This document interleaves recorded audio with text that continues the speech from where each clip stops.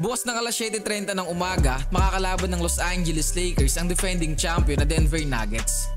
Alam naman natin na itong dalawang kupunan na to ang nagbanggaan sa West Finals. Nuggets ang nanalo sa series at hindi lang yon, sila rin ang tinaguri ang 2023 NBA Champions. Matapos nga nilang pabagsakin ng kupunan ng Miami Heat na pinapamunuan ni Jimmy Butler. Matapos masungkit ng Denver Nuggets ang kampeonato, si Nikola Jokic naman ang tinanghal bilang Finals MVP. Balik tayo sa paparating na laban ng LAL versus Nuggets. Sa mga hindi pa nakakaalam, gaganapin ang laban na to sa Ball Arena. Ibig sabihin hawak ng Denver Nuggets ang home court advantage. Sa mismong araw din na yun gaganapin ang ring ceremony nila. Para sa akin magiging matindi talaga ang laban na to kasi isipin nyo, ring ceremony ng Nuggets ang araw na yun. For sure gagawin nila ang lahat para makakuha ang panalo at hindi masira yung araw ng ring ceremony nila. Kaya malamang pipilitin talaga nilang ipanalo yung game na to para double celebration. Para naman sa Purple and Gold, ito ang unang pagkakataon na maglalaro sila as a team. Siyempre may magtatanong mamaya dyan, bakit first game? Di ba nakapaglaro na sila? Yes, nakapaglaro na nga sila pero hindi naman counted yung preseason games. Parang tune up or practice game lang yun. Marami mang bagong muka sa roster ng LA pero ang kagandahan sa new lineup na to, hindi nawala yung core nila last season na kung saan lumaban sa West Finals.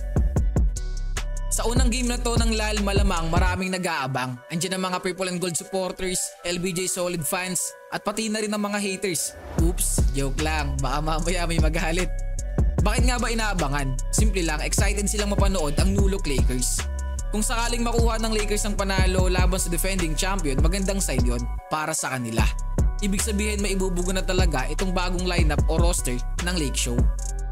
Kung matalo man sila, ibig sabihin kailangan pa nila ng time para makabuo ng chemistry. At syempre, isang patunay lang ulit to na malakas talaga itong defending champion na Denver Nuggets.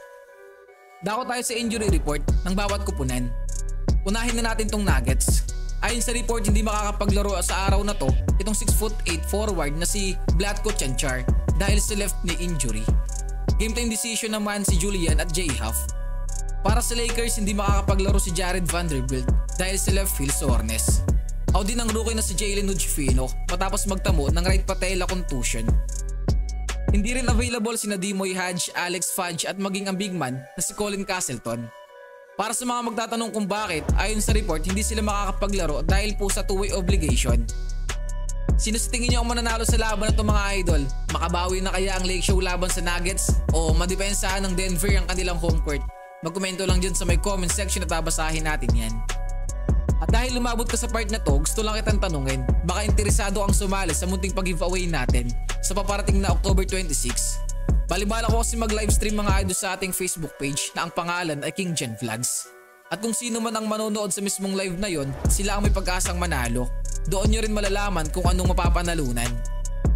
Siyempre dapat naka-like and follow kayo sa mismong FB page natin na King Jen Basketball at King Jen Vlogs.